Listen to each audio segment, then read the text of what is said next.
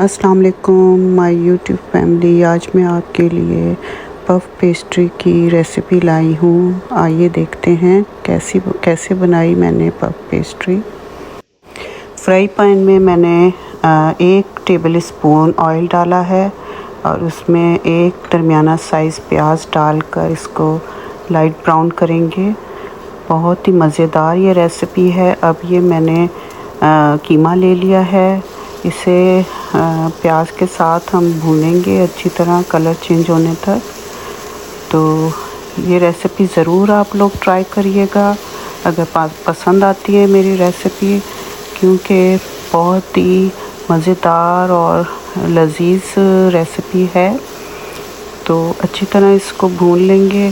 साथ हमने इसमें लहसुन अदरक का पेस्ट भी डाल दिया है और अब ये सारे स्पाइसेस डाल रहे हैं इसमें।